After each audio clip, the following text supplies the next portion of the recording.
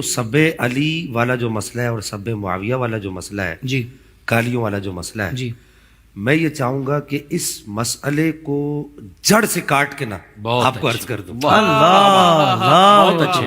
چار کتابیں جی البدایہ والنہایہ، طبقات، الکامل اور تبری. ان چار کتابوں سے ایک روایت لی جاتی ہے اور اسی روایت کی انگلیوں پر ناچا جاتا ہے. البدایہ والنہایہ نے تو راوی کا نام ہی نہیں لکھا مفتی صاحب. بہت اچھے.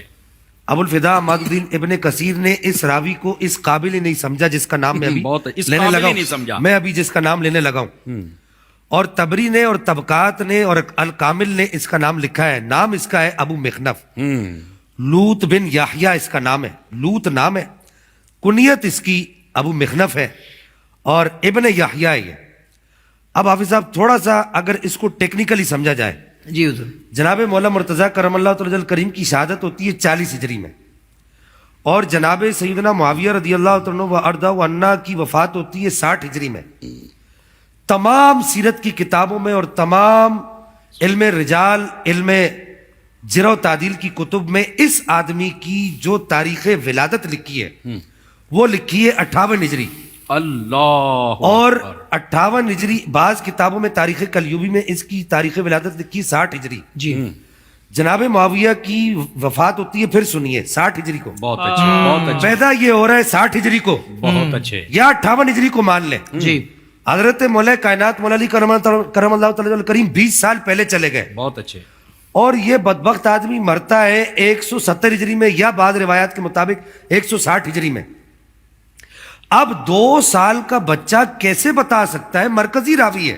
بہت اچھے. وہ کیسے بتا سکتا ہے؟ پہلا راوی ہے جو کہتا ہے میں نے خود دیکھا کہ ممبروں سے جناب مولا مرتضیٰ کرم اللہ تعالی کریم کو گالیاں دی جاتی تھی. امام احمد بن حنبل نے اپنی مسند کے اندر اس کو لکھا کہ یہ سڑا ہوا رافضی راوی ہے. بسم اللہ الرحمن الرحیم. سامعین محترم، کچھ دن پہلے ایک شیعہ جوان نے اس کلپ کو ہمارے پاس بھیجا اور پوچھا کہ آخر اس ماجرے کی حقیقت کیا ہے. انشاءاللہ اس مختصر سی ویڈیو میں ہم مفتی صاحب کی ٹیکنیکل گفتگو پر بحث کریں گے اور آپ کو بتائیں گے کہ کس طرح یہ لوگ کوشش کر رہے ہیں کہ سورج کو اپنی مٹھی میں دبا لیا جائے. مفتی صاحب کا یہ کہنا کہ 4 تاریخ کی کتابوں سے ایک روایت کو لیا جاتا ہے جس میں ایک راوی ہے جس کا نام ابو مخنف ہے. صرف اسی روایت کو لے کر یہ پروپگنڈا کیا جاتا ہے. میں اپنی گفتگو کو شروع کرنے سے پہلے آپ کو بتا دوں کہ میں اس پوری گفتگو میں شیعہ کتب کا نام تک نہیں لوں گا. میری ساری گفتگو کا دار و مدار کتب اہل سنت ہے. ان کتب اہل سنت میں پوری صحیح مسلم اور پوری بخاری کا میرا اپنا ذاتی مطالعہ ہے. مفتی صاحب کا کہنا ہے کہ صرف 4 کتابیں تاریخ کی ہیں اور ایک راوی ہے جس میں بنی امیہ کے مولائے کائنات پر لعن طعن اور گالیاں بکنے کی روایتیں موجود ہیں جو کہ صحیح نہیں ہیں. میں کہوں گا مفتی صاحب چلیں ٹھیک ہے، تاریخ کی 4 کتابوں کو آپ نہ مانیں، لیکن 10 سے 11 کتابیں حدیث کی اہل سنت کی موجود ہیں جن میں وہ روایات ذکر ہوئی ہیں جن میں بنی امیہ کے جمعے کے خطبے میں مولائے کائنات پر لعن طعن کرنے کی روایات موجود ہیں. آپ ان کتابوں کو اور ان راویوں کو کہاں لے جائیں گے؟ مفتی صاحب کی ٹیکنیکل گفتگو پر خدا رحمت نازل کرے. بقول ان کے ابو مخنف 58 ہجری میں متولد ہوئے ہیں اور 160 ہجری میں فوت ہوئے ہیں. تو یہ کیسے کہہ سکتے ہیں کہ میں نے خود سنا کہ ممبروں سے مولائے کائنات کو گالیاں بکی جاتی تھیں؟ تو مفتی صاحب آپ سب سے پہلے یہ معلوم کریے کہ اس بدعت جو بنی امیہ نے جاری کیا تھا اس کی ابتدا کہاں ہے اور انتہا کہاں ہے؟ علامہ مودودی کا تو آپ لوگوں نے نام سنا ہوگا. علامہ مودودی نے اپنی کتاب خلافت و ملوکیت میں لکھا ہے کہ معاویہ کے زمانے سے عمر ابن عبدالعزیز کے زمانے تک 70,000 ممبروں سے جمعے کے خطبے میں مولائے کائنات کو گالیاں دی جاتی تھیں. وہ تو عمر ابن عبدالعزیز نے اس بنی امیہ کی بدعت کو ختم کیا اور عمر ابن عبدالعزیز کی وفات 101 ہجری میں ہوئی ہے اور 40 ہجری سے یہ بدعت جاری ہوئی ہے کہ جمعے کے خطبے میں مولائے کائنات کو گالیاں دی جاتی تھیں.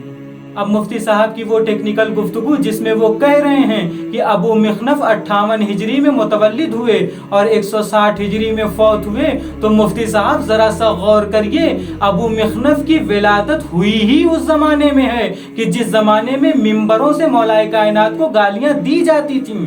بقول آپ کے ابو مخنف 58 ہجری میں متولد ہوئے ہیں اور 160 ہجری میں فوت ہوئے ہیں، اور بنی امیہ کی یہ بدعت 40 ہجری سے شروع ہوئی ہے اور 101 ہجری سے پہلے ختم ہوئی ہے۔ تو اب آپ انصاف کریے، ابو مخنف نے 40 سال وہ دور دیکھے ہیں کہ جب مولا کائنات کو ممبروں سے گالیاں دی جاتی تھیں۔ تو اب یہ بتائیے، ایسا بندہ اگر یہ کہتا ہے کہ میں نے خود دیکھا کہ ممبر سے علی کو گالیاں دی جاتی تھی تو کیا برا ہے؟ اس بات سے کوئی انکار نہیں کر سکتا کہ عمر ابن عبدالعزیز نے بنی امیہ کی اس بدعت کا خاتمہ کیا ہے۔ عمر ابن عبدالعزیز نے اپنی دور حکومت میں 2 ایسے کارنامے کیے ہیں جو سب کو یاد ہیں۔ ایک یہ کہ انہوں نے باغ فدق کو واپس کیا ہے اور مولا کائنات پر ممبروں سے جو گالیاں بکی جاتی تھیں بنی امیہ کی اس بدعت کا خاتمہ کیا ہے۔ اور مفتی صاحب رہی یہ بات کہ ابو مخنف شیعہ تھے یا نہیں تھے، تو اس پر کبھی اور گفتگو کریں گے۔